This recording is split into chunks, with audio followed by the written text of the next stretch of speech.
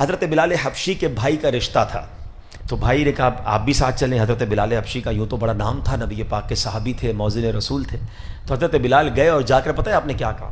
دیکھو بھائی، ہم پہلے غلام تھے، ہم اسلام نہیں لائے تھے، ہماری کوئی ویلیو نہیں تھی، ہم ایمان لائے، اسلام کی وجہ سے ہمیں عزت ملی، ہمیں پہلے کوئی نہیں پہچانتا تھا، آج ہم جو کچھ ہیں وہ اسلام کی وجہ سے ہیں۔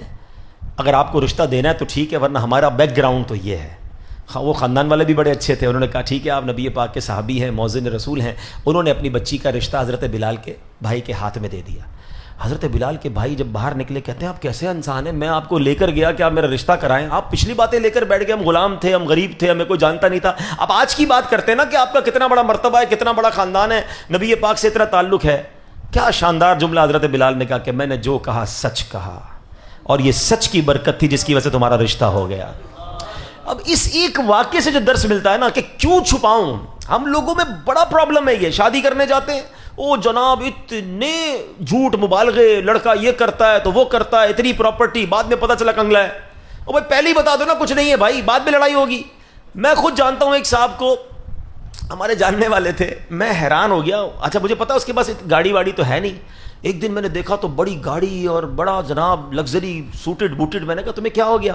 کہہ رہے یار وہ رشتہ آیا تھا تو میں نے کرائے کی گاڑی لی، کرائے کا بنگلہ لیا ہے، اور میں جو ہے وہ سارا ان کو بتا رہا ہوں کہ میرا ہے۔ میں نے کہا خدا کا خوف کر، جب رشتہ ہو جائے گا اس کے بعد کیا ہوگا؟ وہی ہوا، تھوڑے عرصے کے بعد طلاق ہو گئی۔ تو یہ جو جھوٹ کی بنیاد ہے نا، یہ عمارت گری جاتی ہے۔ ہم کیوں چھپائیں کوئی چیز؟ رشتہ کرنا ہو، تعلق بنانا ہو، اچھا جھوٹ بول کر بڑائی کرنے کا کیا فائدہ ہے؟ کچھ لوگوں کی عادت ہوتی ہے، میرے اتنے کاروبار تو میری اتنی فیکٹریاں ہیں، ٹھیلا لگا رہا ہوتا ہے، فیکٹریاں بتا رہا ہوتا ہے، پاکستان سے باہر کبھی گیا نہیں اور امریکہ کے اور یورپ کے قصے سنا رہا ہوتا ہے۔ جھوٹ کتنی دیر چلے گا؟ جھوٹ جو ہے وہ آخر کار بربادی ہوتا ہے، سچ کو آنچ نہیں ہے۔ ہمیشہ یاد رکھیں، حضرت بلال حبشی کا یہ واقعہ ہمیں بتاتا ہے کہ انہوں نے سچی سیدھی بات کر دی بھائی ہیں۔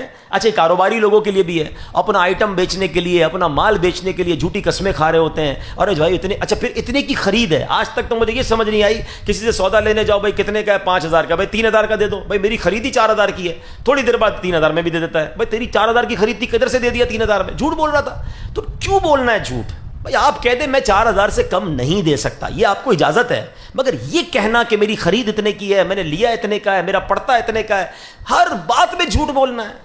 سرور کائنات علیہ الصلوۃ والسلام ہمارے آقا سچے آقا ہیں، سچے آقا کا امتی سچ بولتا ہے۔ پھر وہی بات، ہم بیرون ملک کی مثالیں دیتے ہیں، یار وہاں دیکھو جو بولتے ہیں سچ ہوتا ہے۔ ہم ان کی مثال کیوں دے رہے ہیں؟ ہم نے نبی پاک کی تعلیم کو چھوڑا ہے۔ خدا کی قسم اگر آج مسلمان نبی پاک کا سچا عاشق بن جائے، پریکٹسنگ مسلم بن جائے، دنیا کی کوئی قوم اس سے آگے نہیں بڑھ سکتی ہے۔ لوگ مسلمان کی پروڈکٹ خریدیں گے، لوگ مسلمان سے کاروبار کریں گے، مسلمان سے رشتہ، کیونکہ یہ سچے ہوں گے۔